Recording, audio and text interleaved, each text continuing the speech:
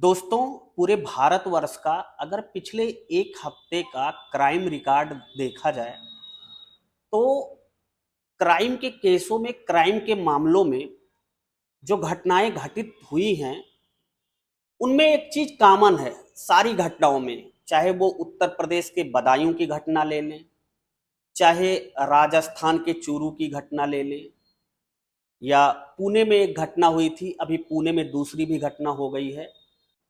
तीनों केस में एक चीज कॉमन है, यानी तीनों मामले में एक चीज पूरी तरीके से कॉमन है, वो है छोटे बच्चे।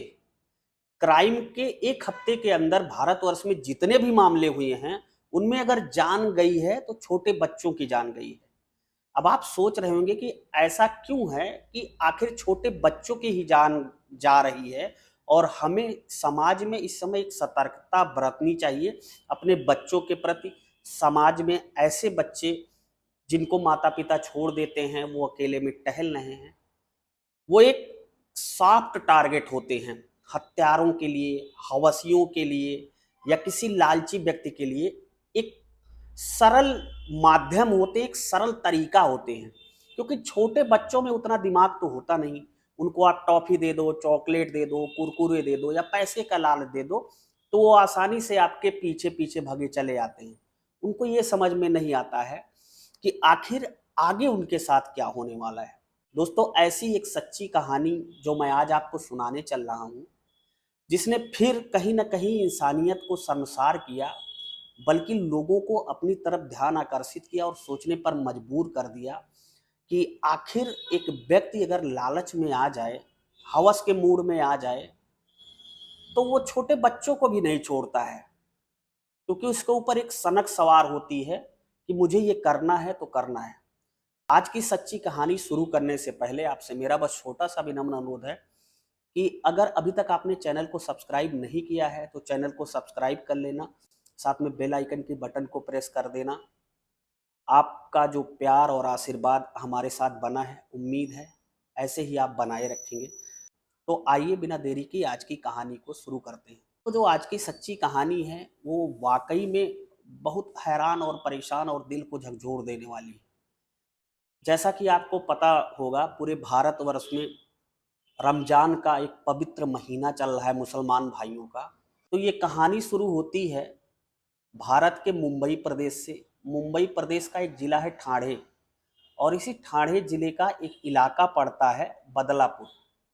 इसी बदलापुर में एक मस्जिद है। मस्जिद में करीब 9 साल का एक बच्चा, जिसका नाम इबादत था, शाम के टाइम वो नमाज पढ़ने जाता है। अब इबादत मस्जिद में नमाज पढ़ने तो जाता है, लेकिन वो वापस अपने घर नहीं लौटता, क्योंकि उसके घर वाले उसके साथ नमाज पढ़ने नहीं गए थे। और जब लोग मस्जिद में नमाज पढ़ने जा रहे थे तो उस बच्चे ने देखा कि लोग लाइन लगा के मस्जिद में नमाज पढ़ने जा रहे हैं। तो उस बच्चे को भी थोड़ा उत्सुकता जगी, तो वहाँ शायद किसी ने कहा होगा कि तुम भी चलो।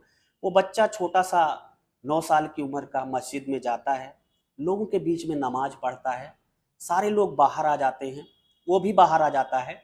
लेकिन बाहर आने के बाद इबादत शाम 8 बजे तक अपने घर नहीं पहुंचता है।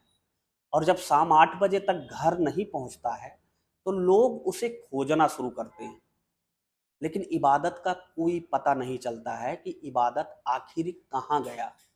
अब कुछ लोग इसमें से बाहर निकल कर आते हैं, जो इबादत के घर वालों को बताते हैं कि वो शाम को सारे लोगों के साथ नमाज पढ़ने मस्जिद गया था।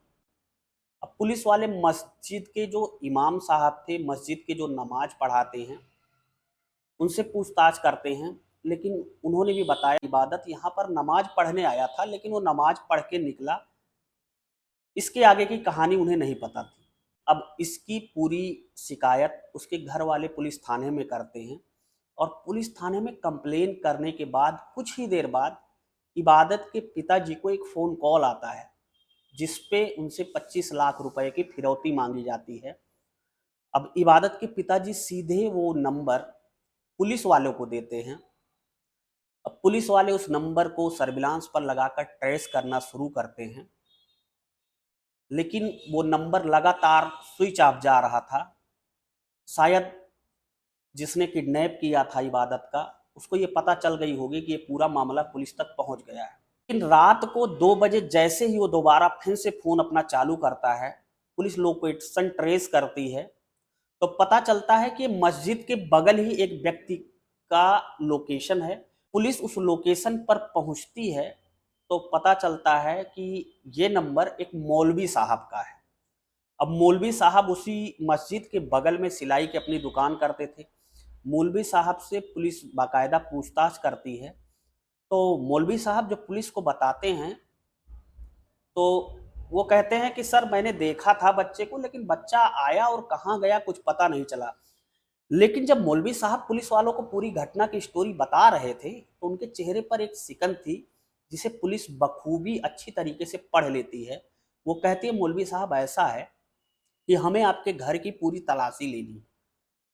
मौलवी साहब पुलिस वालों से कहते हैं, ठीक है आप घर की तलाशी ले लीजिए। अब मौलवी साहब के कमरे में पुलिस तलाशी लेती है, तो पुलिस की नज़र एक बोरे पे पड़ती है, जो छोटा सा बोरा है, और उसमें कुछ लाल कलर का, बाहर से ऐसा लग रहा है जैसे लाल कलर का रंग लगाया गया हो। पुलिस अब जब इस बोरे को खोलती है, तो देखती है कि उसमें इबादत, जो 9 वर्षीय था, जो नमाज पढ़ने गया था मस्जिद में, उस बच्चे की कई हिस्सों में, कई टुकड़ों में पूरा शरीर काट कर भरा हुआ है।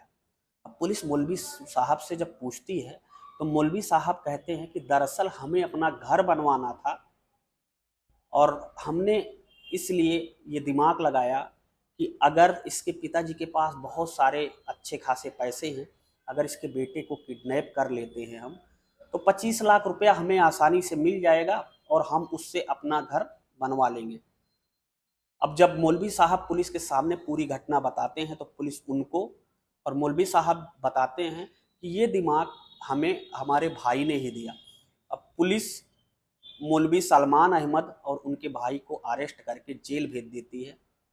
अब सबसे बड़ा सवाल ये कि अगर छोटा बच्चा नमाज पढ़ने जा रहा था, तो वहाँ पर जो लोग नमाज पढ़ने गए थे, मानवता के कारण उनका फर्ज बनता था कि वो छोटा बच्चा घर पे बिना किसी को बताए नमाज पढ़ने आया है, उसे उसके घर तक छोड़ दिया जाए। घर वालों का ये फर्ज बनता था कि अगर बच्चा काफ़ी देर से गया है तो आखिर गया कहाँ है, उसकी खोजबीन करते, तो शायद ये पूरी कहानी घटित होने से बच सकती थी। फिलहाल इस कहानी को सुनाने का मकसद आपको हैरान करना या परेशान करना नहीं था।